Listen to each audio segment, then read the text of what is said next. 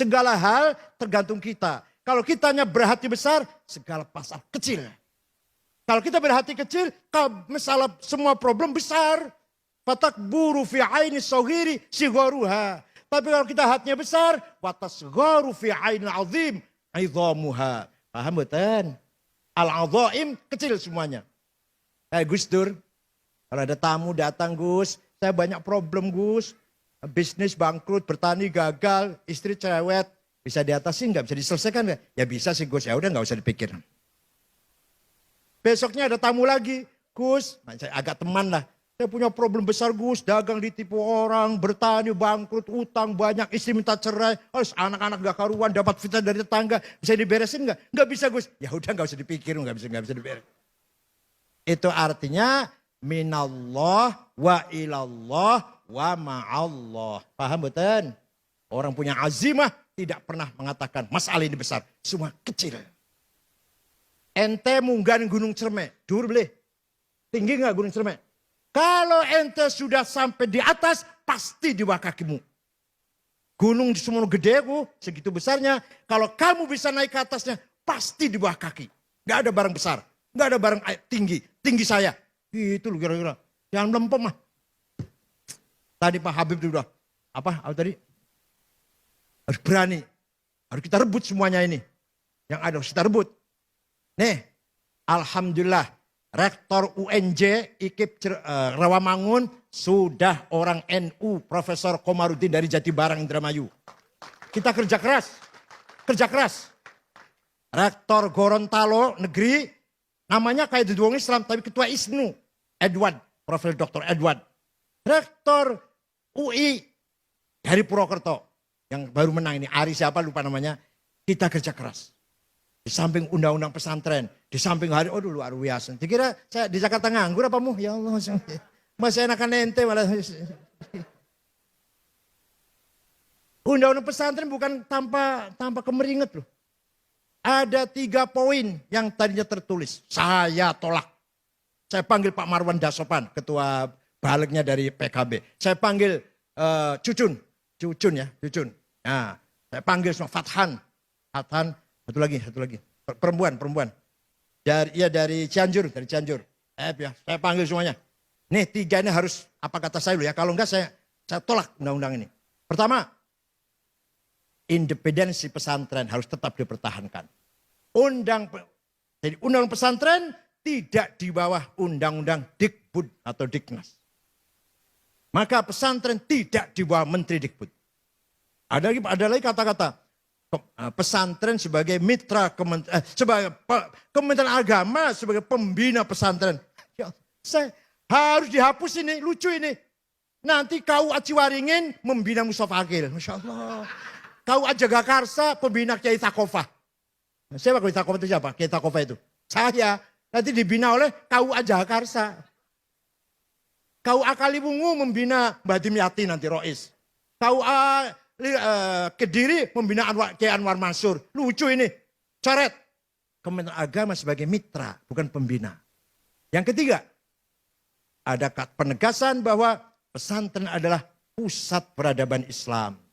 Maka semua nanti dunia Islam, kiblatul hadarah, kiblatul thaqafah, kiblatul tamaddun, pesantren. Bukan kiblat sholat loh. Nanti mustaqbilal kiblatnya pesantren. Begini, bayar Rp65.000 per bulan untuk aplikasi streaming. Lalu Rp54.900. Pusat peradaban, pusat budaya, pusat akhlak, pusat moral, karakter, jati diri, integritas dibangun di pesantren. Yang punya ide Sumpah Pemuda siapa? 70 orang pemuda, Sumpah Pemuda, satu bangsa, satu bahasa, siapa? Pak Sunaryo, Mr. Sunaryo. Pernah jadi Menteri Agraria, pernah jadi Menteri Luar Negeri interim, Rektor pertama IAIN Jogja. Dan Ketua Tim Penerjemah depan Al-Quran depan agama. Ketuanya Sunaryo. NU itu santri yang punya ide Sumpah Pemuda, satu bangsa, satu nusa, satu bahasa. Ya Allah. Tadi saya sudah ceritakan, ada santri namanya Dul Kamid. Khatam Quran, ngaji Fathul Qorib, nulis karo tangan, tulis dengan tangan. Santrinya Kiai Hasan Besari. Tegalsari Ponorogo. Siapa itu Dul Kamid itu? ternyata Dzulkamid adalah pahlawan nasional, Pangeran Diponegoro, putra Hamengkubuwono III dari istri Pacitan. Sampai Belanda bingung ngalahkan Pangeran Diponegoro, perang 1825-1930, rapat di Belanda di Den Haag sana. Bagaimana ngalahkan orang ini? Jangan dikasarin. Orang Jawa itu dilem, dipuji-puji, dipangku, nanti lemes. Betul. Belanda panggil panggil Diponegoro, hormati, kita damai, kita bersaudara, langsung menyerah. Gak lagi ada perlawanan, ditangkap, buang Makassar. Ini hati-hati nih pelajaran. Jangan mudah luntur dipuji. Awas orang muji itu menyebarkan racun itu sebenarnya itu. Nah itu santri. Siapa itu Ki Hajar Dewantara? Namanya Suwardi. Ngaji Quran hatam pada Kiai Zainuddin Sulaiman. Prambanan. Ki Hajar Dewantara Bapak Pendidikan Nasional yang terkenal dengan Ing Ngarso Sing Tulodo. Ing Madjo. Nah, Mangun Karso Tutpuri Handa itu filosofi pendidikan nasional. Siapa itu Ki Hajar Dewantara? Nama aslinya Suwardi. Santrinya Kiai Zainuddin Sulaiman. Siapa itu Raden Kartini? Raden Kartini Blora ngaji Quran pada Mbah Soleh Darat. Pernah ngaji sama Mbah Soleh Darat. Dikira itu wong santri apa?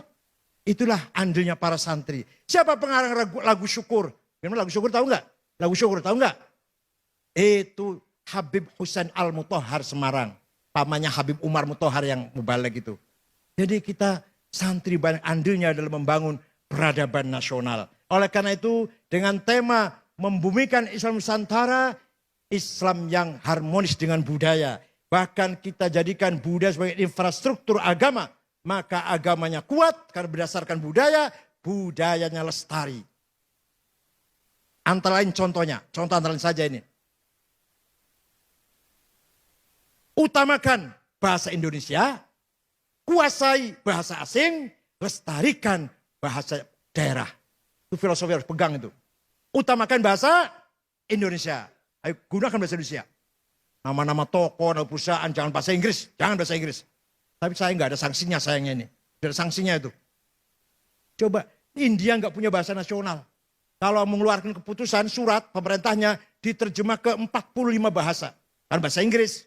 Banyak daerah India nggak ngerti bahasa Inggris. Diterjemah ke 45 bahasa.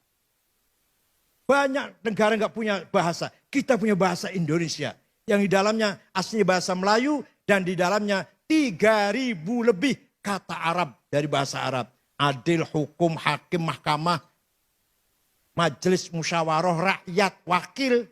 Semua itu wilayah, daerah, dairah, wilayah, rakyat, rakyat. Apalagi? Karib, sahabat, akrab. Bahasa saat, zaman, waktu. Bahasa Arab semua itu aslinya. Masuk ke bahasa Melayu menjadi bahasa Indonesia. Kenapa tidak bahasa Jawa yang dipakai bahasa resmi? Bahasa Jawa masih mengandung ras kasta-kasta. Sira, kowe, sampean, panjenengan. Ini enggak cocok tuh bahasa nasional ini. Mbadog, mangan, dahar. Ngelek ya. Ngelek, nguntal. Molor, turu, sare. Halah, nggak cocok untuk bahasa nasional. Masih mengandung kasta ini. Makanya keputusannya diambil bahasa Melayu yang ijaliter. Kamu, saya, kamu, dia, udah sama saja. Siapapun. Berarti mengandung nilai egalitarian. Mengandung nilai persamaan. Maka diambil bahasa Melayu. Tapi jangan lupa bahasa asing. Inggris harus dikuasai. Waktu serapat dengan ormas-ormas dengan Pak Yusuf Kala. Setelah terjadi pembakaran bendera itu, ada yang marah-marah sama Pak Yusuf. Kenapa perusahaan Cina datang dengan tenaga kerjanya datang ke sini? Teknisnya semua insinnya dari Cina semua. Pak Yusuf Kala sambil ketawa jawabnya, itu katalognya mesin bahasa Cina. Nggak ada bahasa Inggrisnya. Yang bisa bahasa Cina jarang insin Indonesia ini. Maka harus teknisinya harus dari Cina. Salah siapa nggak ngerti bahasa Cina? Yang salah siapa itu? Itu antara lain mengapa banyak sekali teknisi ke Cina ini. Habib Fadil Al-Jilani qad hadar.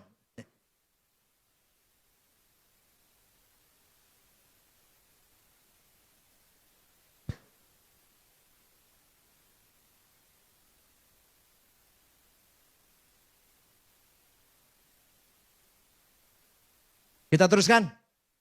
Setelah membangun karakter, maka baru wa yu'allimuhumul kitab. Pendidikan, transfer of knowledge. Ini luar biasa. Karakter dulu, akhlak dulu, baru ilmu pengetahuan, baru skill. Jangan dikira pesantren nggak ada ilmu. Ada orang nggak ngerti pesantren, dikira nggak ada ilmu di pesantren. Saya tunjukkan, satu saja. Ada 2 nazom, tapi kayaknya kadang ngajarnya nggak ngerti ya kayaknya, Masya Allah. Zaidut tawilul abiyadubnu maliki, fi baitihi bil amsi kana muttaki, biyadihi saifun lawahu faltawa, fahadihi makulatun ashrun sawa. Kayaknya maknanya begini ngajinya. Zaidun utawi Zaid, iku atawilu wonge doglong, al-abyadu kulite putih, Ibnu Malik anak Man Malik, fi baitin jero umae, bil amsi wingi, kana mutaki tetongkrong, biadi saifun tangan nyekel golok, lawahu Zaid bengkokaken golok, fata moko dadi bengkok opo golok, paham? Ini di pesantren diajarin nih, tapi kayaknya kurang ngeh kayaknya. Ternyata ada kategori 10. Zaidun esensi, at-tawil quality, al-abyad quantity, Ibnu Malik relasi, bil amsi time, fi baitihi place, biadi saifun to have, lawahu aksi, faltawa reaksi. Masya Allah, kalau ngomongin saya enak ya. Ya kalau kayaknya nggak ngerti, Utaiman Zaid, iku wonge putih, doglong. Anaknya Man Malik, ning jero omah tetongkrong, wingi nyekel golok. Goloknya dibengkokaken, maka goloknya jadi bengkok. Ya. Esensi, quality, quantity, relasi, time, place, to have, dan aksi and reaksi. Kalau kita itu luar biasa sebenarnya. Sayang kurang penjabaran yang sangat mendalam. Dah, itu antara lain saja. Terakhir, wal hikmah. Pinter kayak apa? Alim kayak apa? Harus punya wisdom. Harus punya wisdom. Wisdom ini datangnya bukan dari kitab, bukan dari tulisan, bukan dari guru dari sekolah, tapi nurun yakdzifuhullah ala qalbi man yasha. Direct illumination. Melalui khawatir. Khawatir apa? Khawatir itu dari Tuhan melalui khawatir ilahiyah masuk pada dauk intuisi, maka jadilah ilham, kasyaf, dan ma'rifat. Kalau melalui malaikat, khawatir malakutiyah menjadi ilmul haq, menjadi ilmul yakin. Tapi kalau khawatir datangnya dari nahawa nafsu, menjadi angkara murka, tamak dan rakus. Kalau dan dari setan, menjadi waswasis syayatin. Itu ada di setiap intuisi kita semua. Pesantren harus mampu memanage dhauk, memanage intuisi. Agar para santri memiliki dhauk, nurun yakdifullah ala qalbi santri semuanya insya Allah. Tidak ada ini di luar pesantren. Hanya pesantren kita masih menghormati nilai-nilai yang bersifat wisdom. Baik itu wisdom lokal maupun wisdom yang sudah terkenal. Karena Sayyidul Habib Al-Jilani sudah datang, saya kira itu saja. Mudah-mudahan ada manfaatnya.